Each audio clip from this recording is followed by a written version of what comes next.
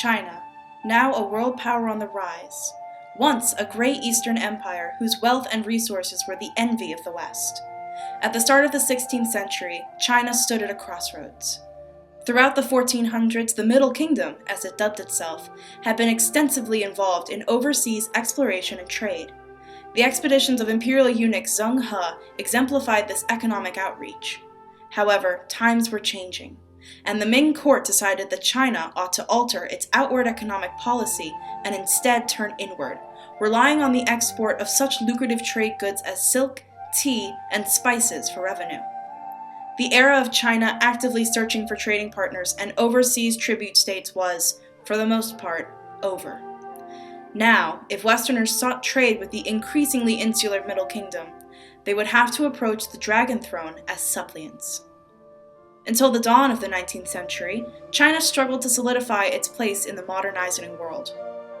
Beset by increasingly aggressive European nations seeking access to its valuable commercial goods, the Middle Kingdom faced the challenge of coping with European interests and establishing a favorable balance of trade, while at the same time maintaining its cultural identity, traditions, and political autonomy. The epicenter of China's interactions with the West was the bustling port city of Canton. From 1760 to 1800, by order of the emperor, it was the only city in which European merchants were allowed to operate. Massive amounts of goods were exported from Canton to the West, especially tea, for which the British had developed an affinity. Trade was facilitated by foreign merchants in establishments known as hongs, which were trading posts and warehouses for commercial goods located along Canton's waterfront. By the 1700s, Western nations trading with the Middle Kingdom included Britain, France, Spain, Denmark, Sweden, the Netherlands, and others. Under the Ming Dynasty, one of the most sought-after products of China was porcelain. The merchants from Europe, along with China's own elite class, inspired such technology as factories and assembly line production to keep up that supply of the iconic white and blue porcelain, which was so commonly used abroad that it became referred to in English simply as China. Between this and China's other main export, tea, Britain was spending millions of pounds per year for its exotic imports. This transaction was carried out via payments of silver ingots. The flow of vast quantities of silver into China was so rapid that it generated widespread inflation in the empire. The Ming and Qing emperors administrated their empires from the Forbidden City. Although the palace complex was historically intended to serve as a barrier between China's ruler and the outside world, under the Qing, two of the Middle Kingdom's most influential emperors would leave its walls and venture out into the countryside to hear the concerns of their people and demonstrate their power. The first of these remarkable rulers was known as the Kangxi Emperor.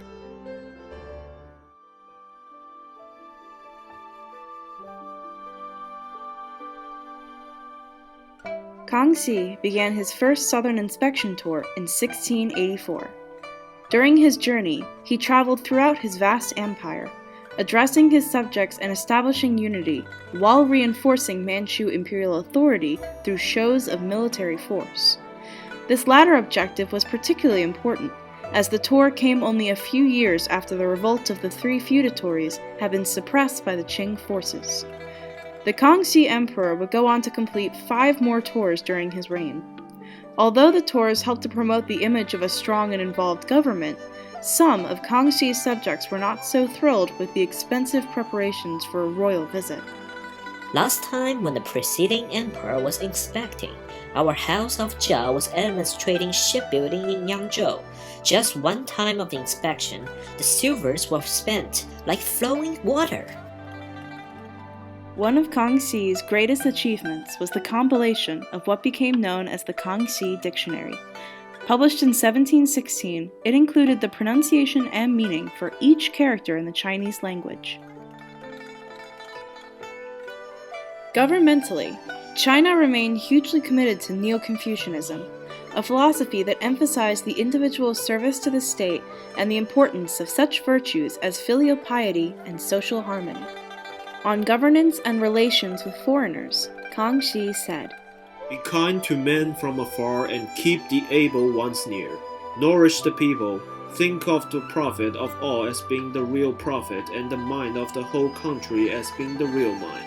Protect the state before danger comes and govern well before there is any disturbance. Be always diligent and always careful. During his reign, the Kangxi Emperor faced increasing attention from the West, and it was not purely economic. The Qing rulers welcomed Jesuit missionaries into their courts, but remained hesitant to allow them into the country's interior, for fear that they might try to spread their Western religion among the people. Kangxi said this of the Jesuits. It is contrary to orthodoxy, and it is only because these apostles have a thorough knowledge of the mathematical sciences that the state employs them. Take care not to forget that. The Kangxi Emperor ruled until his death in 1722.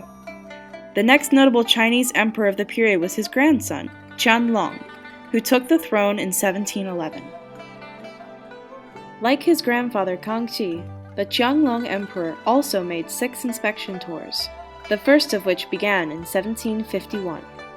Like those of his grandfather, the tours carried out by the Qianlong Emperor were grand affairs intended to show off the power of the ruling dynasty and reinforce the idea of unity under Manchurian rule.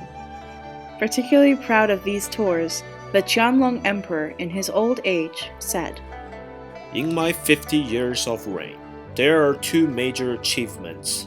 The first is my campaign in the West, and the second is my inspection in the South. As he worked to cultivate his empire and maintain the image of a strong Manchu ruler in the eyes of his subjects, the Qianlong Emperor faced a new challenge, this time from the West. In 1793, the British sent Lord George Macartney to ask the aging Qianlong Emperor for permission to increase trade opportunities between the Middle Kingdom and Great Britain. Specifically, Britain wanted China to open more trade ports in which English merchants could conduct their business.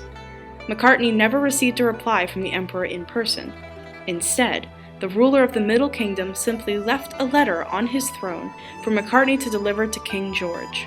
It read, Hitherto, all European nations, including your own country's barbarian merchants, have carried on their trade with our celestial empire at Guangdong. Such has been the procedure for many years. Although our celestial empire possesses all things in prolific abundance and lacks no product within its borders, there was therefore no need to import the manufactures of outside barbarians in exchange for our own produce. Should your vessels touch shore, your merchants will assuredly never be permitted to land or to reside there, but will be subject to instant expulsion.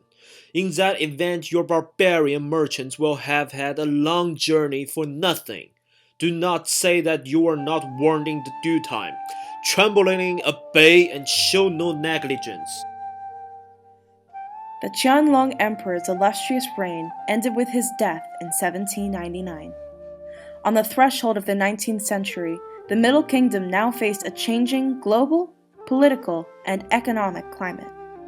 Over time, European interests in the riches of the East only increased, and their methods for extracting China's wealth and resources became bolder and more elaborate. Particularly concerning for both China and the West was the growing imbalance of silver. With Britain rapidly depleting its stores of the currency and China receiving more than it knew what to do with, a conflict between the two was almost inevitable. However, it would not be until the mid-1800s that their tenuous relationship would reach a boiling point. For the moment, China remained as it had for centuries, the Celestial Empire, proud power of the East, slave to none.